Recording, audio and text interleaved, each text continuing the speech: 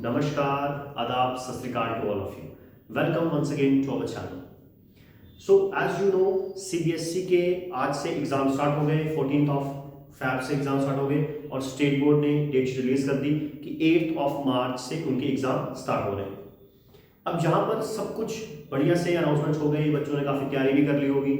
So in this video I am going to share with you some tips and trick related to accountancy कि आप किस तरीके से better preparation कर सकते हैं आखिरी के 20 से 25 दिन जो आपके पास बचे। मोटा मोटा देखा जाए तो अकाउंटेंसी का लेटर है तो आपके पास 20 डे अब लास्ट बचे। उसके लिए कुछ ट्रिक्स और कुछ टिप्स यहां से शेयर करूंगा अकाउंटेंसी के लिए।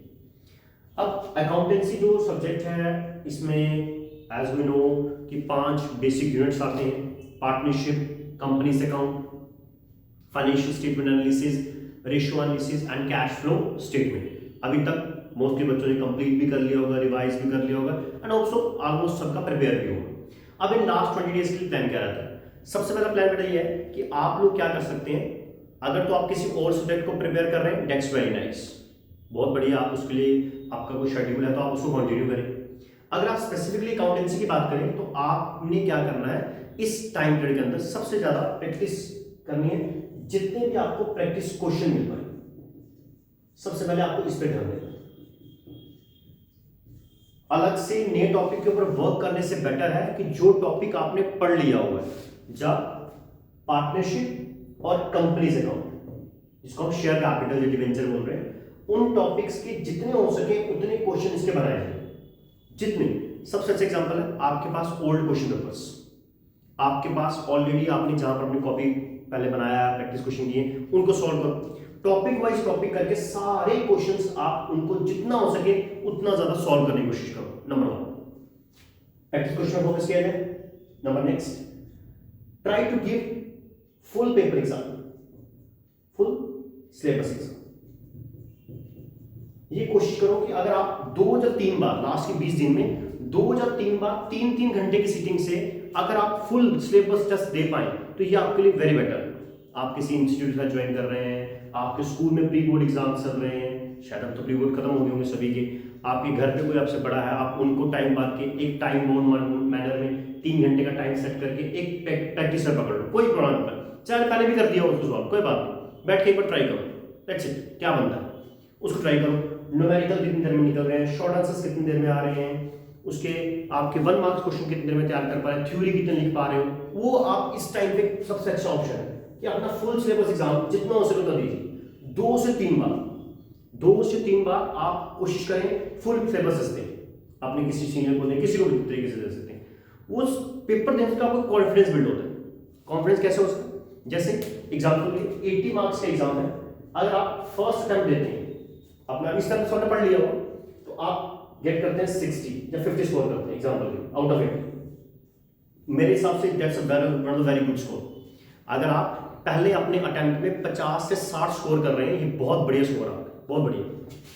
इसके टाइम पे जाए कोई बात नहीं, सेकंड अटेम्प्ट जब दें तो ये लिमिट को आप 70 to 60 में लें, 60-70 नंबर के बीच जब नंबर आप रेशियो बना लें कि मैंने जो पहले पेपर में मिस्टेक्स की, जब पहले मैंने अटेम्प्ट में मिस्टेक्स की, वो नेक्स्ट में नहीं करनी। जैसे एग्जांपल के लिए फर्स्ट अटेम्प्ट देते हैं तो वहां पहले न्यूमेरिकल की शुरुआत करो, दूसरे में थ्योरी से करो, मतलब अपनी स्ट्रेटजी को चेंज करके देखो। अगर मैं पहले थ्योरी करता हूं तो कितना टाइम ले रहा हूं, मैं पहले न्यूमेरिकल जाता हूं तो मेरा कितना टाइम वेस्ट हो रहा है, मैं 8 नंबर क्वेश्चन पर अटेम्प्ट करता हूं तो क्या बन रहा है, 5 नंबर का तो क्या बन रहा है, 1 मार्क्स क्वेश्चन को मेरी अप्रोच कितनी है, थ्योरी की लेंथ कितनी लिख रहा हूं, मैं थ्योरी में क्या कर रहा हूं, पिछली बार के थ्योरी में मैंने किस तरीके से लिखा, मैंने कुछ क्वेश्चंस थे उनको कवर अप करके जाओ।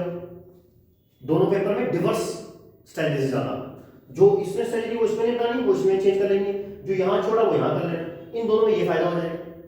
और तीसरे पेपर में एक्सपेरिमेंट्स नहीं कर रहे, पहले 2 में एक्सपेरिमेंट कर रहे हैं, ट्राई करना है कि भाई क्या बन रहा है, मैं इस तरह जाऊं तो मेरा कितना होगा, क्या मैं 3 घंटे में कवर कर पा रहा हूं, नहीं कर पा रहा हूं, ये कुछ बना के चले। सेकंड पेपर में खुद कुछ चेंज करें। थर्ड पेपर में एक्सपेरिमेंट नहीं करना, नो, अब जो हो गया हो गया। थर्ड पेपर के दिन माइंड में एक पहले ही बिठा के जाना है, एक नैरेटिव सेट कर लेना कि भाई आज मैंने इसी आइडियोलॉजी जाना है, और वो जो आइडियोलॉजी आपकी होगी वो आपकी फाइनल एग्जाम वाली होनी चाहिए कि फाइनल एग्जाम में अब मैंने कोई चेंज नहीं करना। जो मेरा प्लान है कि मैं पहले न्यूमेरिकल करूंगा 8 नंबर वाला, से एग्जाम किसी बच्चे को लगता है तो 8 नंबर वाला प्लान यहां से कंटिन्यू करना शुरू और उसको यहां पर इंप्लीमेंट करके देखना आप। जब यहां इंप्लीमेंट करेंगे आपको खुद ब खुद पता चलेगा कि मेरी एरर क्या आ रही है।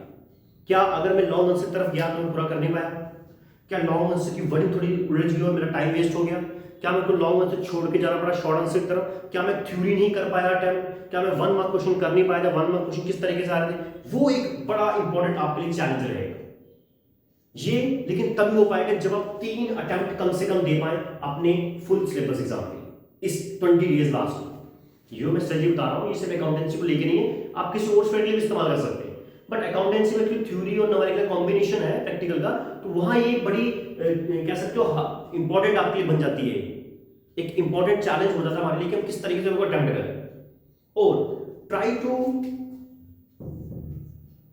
Attempt as much as maximum. नहीं आता क्वेश्चन कोई बात नहीं, आपने न्यूमेरिकल पढ़ा होगा, थ्योरी बेस्ड में कोशिश करो। कुछ ना कुछ क्लास में ड्यूरिंग लेक्चर कहीं ना कहीं सुना होगा कि भाई ये चीज क्या बोल रही है, उसको लिख दो भाई उसमें। नहीं आ रहा कोई फॉर्मेट ड्रॉ कर दो। मतलब क्वेश्चन पेपर में आने वाला हर एक क्वेश्चन आपने अटेम्प्ट करना है इन 3 प्रैक्टिस पेपर में। देख लीजिए आपको अपने आप कॉन्फिडेंस बिल्ड होना शुरू हो जाएगा। आज क्वेश्चन गलत करके आए कोई बात नहीं, घर आके देखो भाई क्वेश्चन में क्या गलती कर दी। जब लेटर ऑन जब टेस्ट हो गया चेक करो भाई, ओहो ये कुछ छूट गया, मैंने किसमें क्या छोड़ा था। अगर आप क्वेश्चन अटेम्प्ट करना छोड़ देते हो तो फिर आप घर जाके उस क्वेश्चन पर फोकस भी नहीं करोगे।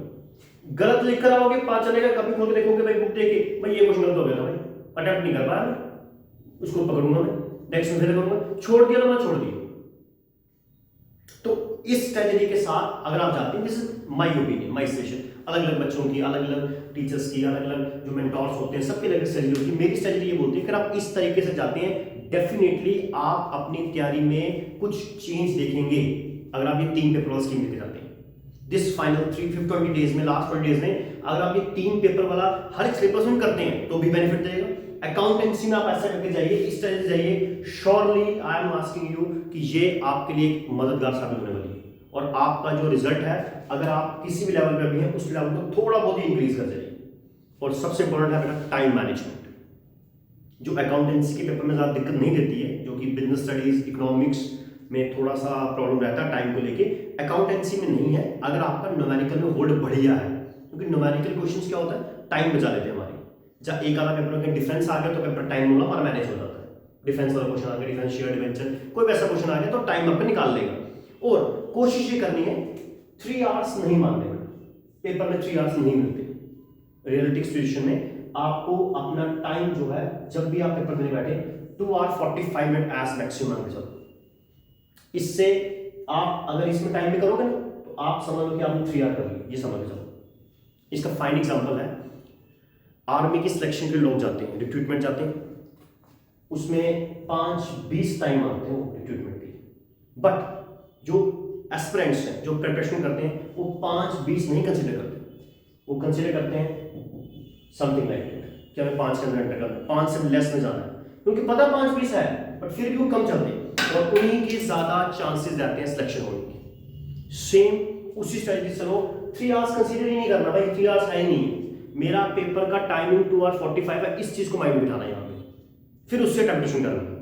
और जिस दिन आपने ऐसा कर लिया, आप श्योरली जिस स्पीड से आप ये आएंगे ना, आप अकाउंट्स का पेपर 2 आवर्स से भी कम टाइम में खत्म कर दो अगर आप प्रैक्टिकल में बेस्ट है, डेफिनेटली आराम से। फिर 2 आवर्स के बाद आप आराम से उसको रीड कर सकते हैं कि भाई क्या किया मैंने, पढ़ा, क्वेश्चन छूट गया, न्यूमेरिकल अंडरलाइनिंग करनी, सब आपके पास अकाउंटेंसी का टाइम रहेगा। बट याद रखें सिचुएशन तब है जब आपको न्यूमेरिकल क्वेश्चन ज्यादा आए हुए हैं और न्यूमेरिकल की स्पीड आपकी बहुत अच्छी है और आपको कॉन्फिडेंस है कि आप न्यूमेरिकल निकाल सकते हैं। राइट, होप सो इस वीडियो में दिखाए गए जो भी आपको ट्रिक्स हैं वो पसंद आए होंगे, आप उनको इंप्लीमेंट करेंगे and you will get the best results of the accountancy. Thank you.